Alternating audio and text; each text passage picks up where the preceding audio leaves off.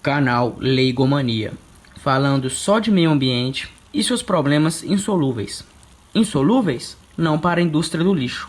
Propostas para soluções rápidas e definitivas para cada um deles. É o que pretendemos apresentar aqui. Sabia que tudo depende de nós? Eu e você? Seja um ativista do meio ambiente. Pense, reflita. Quando você não está fazendo nada em favor do meio ambiente, você está, com certeza, contribuindo para a destruição do mesmo. Compartilhe, inscreva-se em nosso canal.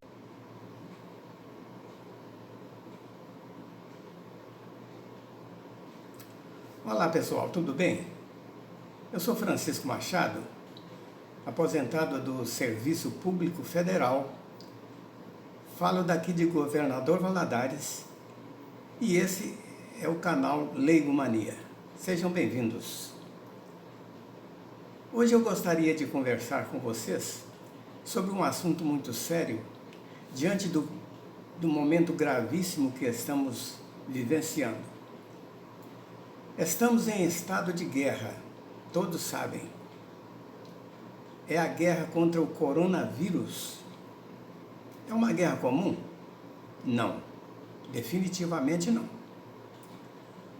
Talvez seja esta a pior guerra que o mundo já enfrentou em toda a sua história.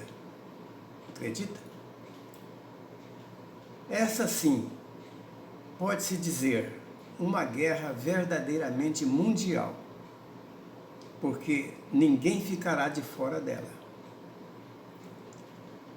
Muito embora ela não esteja ainda matando populações em massa, graças a Deus por isso, e causando destruições catastróficas, como em tantas outras guerras, mundiais ou não, mas as consequências por causa do terror, o medo reinante entre as nações, que estão gastando toda a sua economia, já ultrapassaram, ou irão ultrapassar com toda certeza, em muito, os estragos de todas as guerras do passado.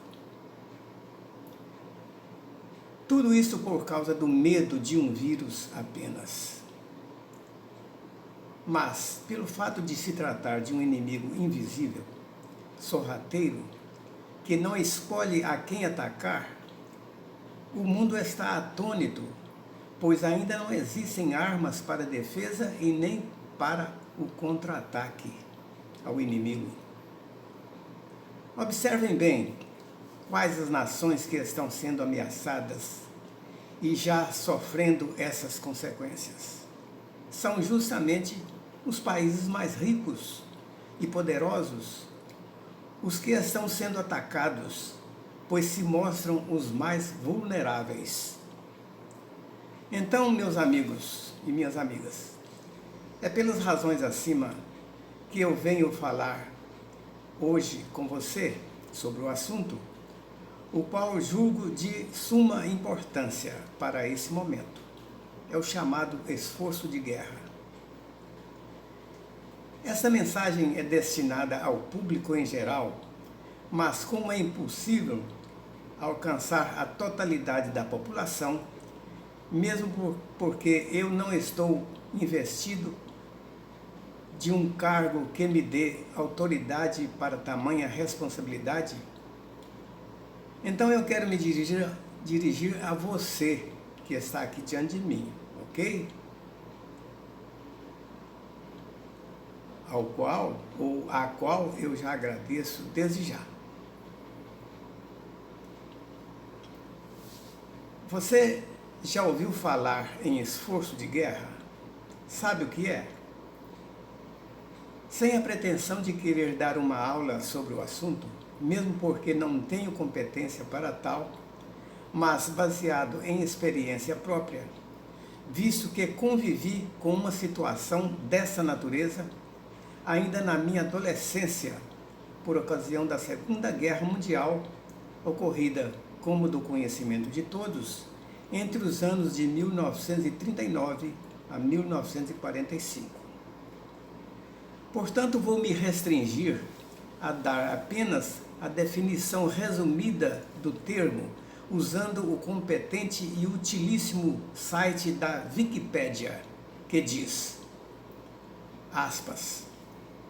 Em política e planejamento militar, esforço de guerra refere-se a uma mobilização social coordenada de recursos industriais e humanos visando o suporte de uma força militar. Dependendo da militarização da cultura, o tamanho relativo das forças armadas, o estilo de governo e o suporte popular aos objetivos militares, tal esforço de guerra pode abranger de uma pequena indústria ao comando completo da sociedade. Fecha aspas. Dito isto, então vamos ao assunto. Nós estamos acompanhando com muita preocupação, diga-se de passagem, através dos noticiários da mídia, os acontecimentos terríveis relacionados com o tal de coronavírus, que virou uma pandemia, ameaçando o mundo inteiro com a sua virulência infernal. Já vimos que esse inimigo terrível, por ser invisível, é um invasor traiçoeiro de nosso território. E por ser ainda pouco conhecido da ciência, está desafiando todas as nações do planeta, sem distinguir nações e raças, as mais ricas das mais pobres. E qual é a maior preocupação do momento? São os milhões de problemas sociais em todos os níveis que já estão acontecendo ao nosso redor e por toda parte do mundo. E a guerra está somente começando, certo? Porém, o que mais nos preocupa como indivíduos é o fato de não podermos nada fazer para ajudar os nossos irmãos patriotas que estão na frente de batalha, arriscando a própria vida para defender a pátria e as nossas famílias. Vemos também com muito temor que as ações dos governantes em todo o mundo, nesse momento, nesse comando completo da sociedade, não se mostram eficientes e capazes de proteger todas as classes sociais de uma maneira completa e satisfatória. Não existem recursos públicos ou privados para tanto. Acontece, porém, que o problema não é totalmente a falta de recursos, mas as políticas públicas que são ineficientes, interesseiras e cheias de más intenções. Isso não somente em nosso Brasil, mas em todo o mundo. É um momento crucial.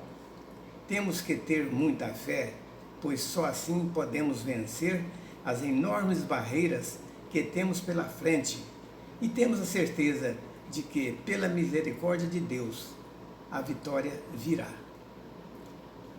Mas, enquanto os políticos e governantes se degladiam muito mais pelo poder pessoal do que por nós, o povo, nós, como cidadãos, temos não só o direito, mas o dever de dar a nossa contribuição e compartilhar desse momento gravíssimo de guerra em defesa de nossas famílias e compatriotas de todos os níveis sociais.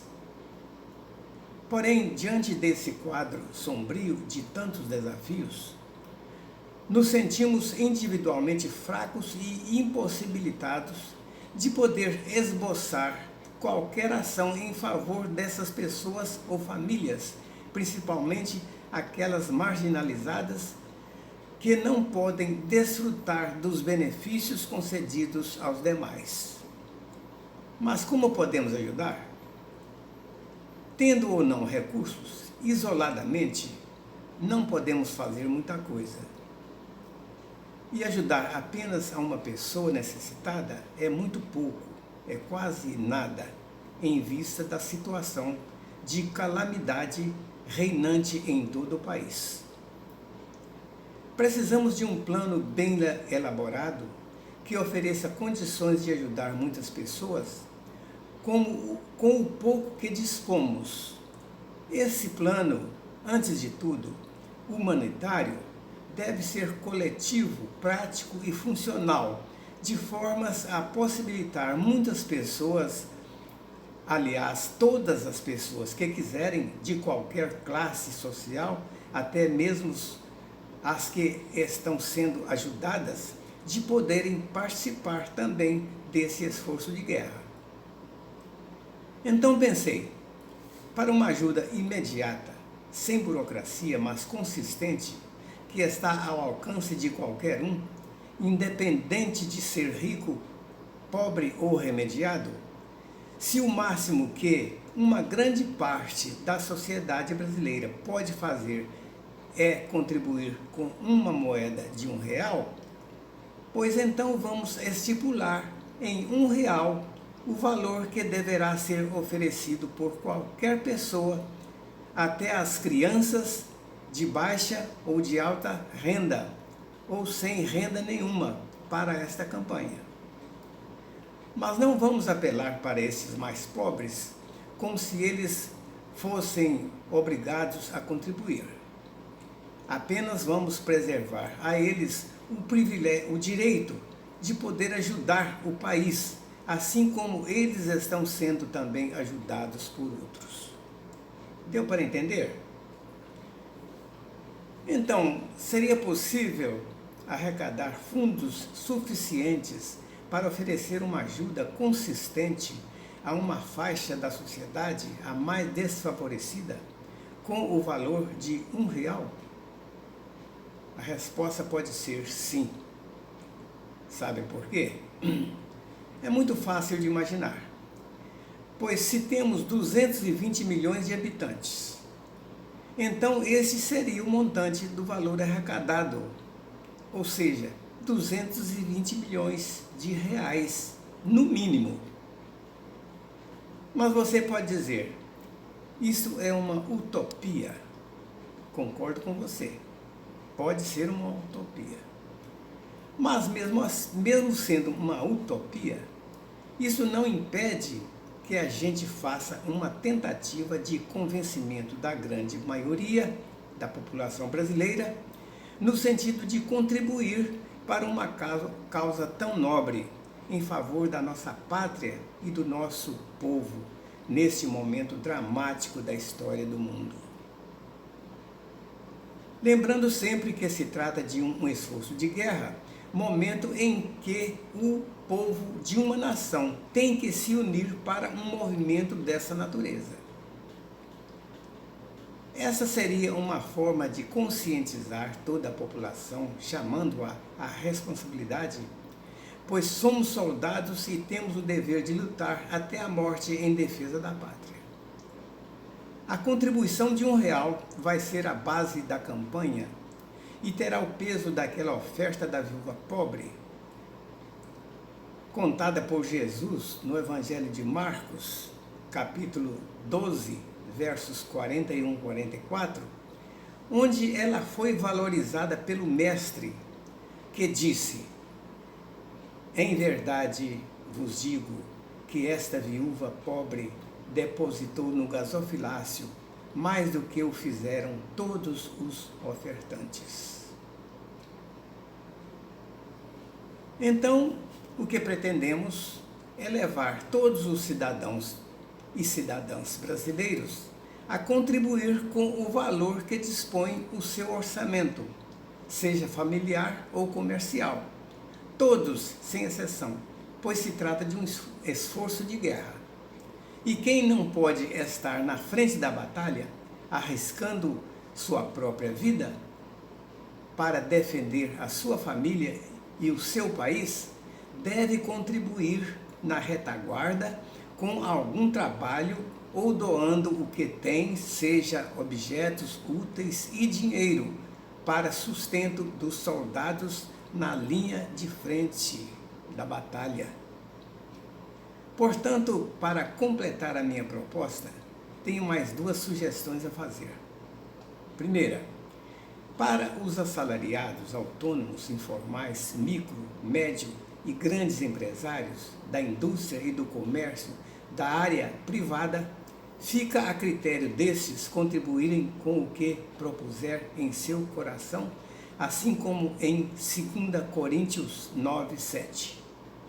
Segunda, mas para os funcionários públicos dos três poderes, que ganham qualquer salário, incluindo as vantagens de comissões e ajudas de custo de todos os tipos, a contribuição deve ser de acordo com o texto de Malaquias 3, 10 e 11, que diz, aspas, trazei todos os dízimos à casa do tesouro, para que haja mantimento na minha casa, e provai-me nisso, diz o Senhor dos Exércitos, se eu não vos abrir as janelas do céu, e não derramar sobre vós bênção sem medida, por vossa causa, repreenderei o devorador, para que não vos consuma o fruto da terra. A vossa vida no campo não será estéril, diz o Senhor dos Exércitos. Fecha aspas. Mas o que é o dízimo? Você sabe?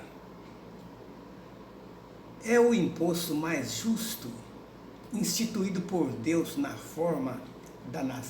formação da nação israelita para a manutenção da casa do tesouro. A minha casa, diz o Senhor dos Exércitos. É 10% de tudo que você ganha em qualquer atividade, seja do seu salário, do seu lucro, da sua produção industrial, agrícola, etc. E pense bem, agora falando para os funcionários públicos dos três poderes, ativos, da reserva e aposentados. Temos que refletir muito sobre a importância dessa atitude, sabendo que, se não contribuirmos voluntariamente para a salvação da pátria, ela poderá ser arruinada pelo inimigo, e quem vai nos garantir o recebimento dos nossos soldos, proventos e salários? Se contribuirmos espontaneamente com o que temos condições agora, poderemos estar ajudando nesse esforço de guerra para evitar chegarmos ao caos, quando o risco é de não recebermos nada. Vou dar o exemplo agora, oferecendo ao governo a minha contribuição. Autorizo o desconto no meu salário desse valor de 10% do meu contra-cheque durante o tempo em que durar a pandemia. Quanto aos demais contribuintes, entregarão as suas doações a alguém ou algum órgão oficial do governo, da República, bancos, etc., que se encarregará de arrecadar os valores e encaminhar aos mais necessitados, de preferência os excluídos sociais na linha da pobreza total. Quero contribuir. Espero resposta do presidente Jair Bolsonaro, o nosso capitão, que está no comando do povo brasileiro. Tudo por um Brasil e um mundo melhor. A ideia está lançada. Se você chegou até aqui e estiver de acordo com o que acabo de propor, dê o seu apoio, inscreva-se no canal, faça o seu comentário, pois somente assim poderemos ver esse plano ser concretizado. Pense bem no tamanho do benefício que podemos proporcionar aos mais necessitados e desprovidos da sorte. Quantas crianças tristes vão sorrir? Essa será a recompensa maior. Você também irá sorrir, pode crer. E Deus também. Ok? Amém? Deus salve o Brasil. Aleluia. Amém.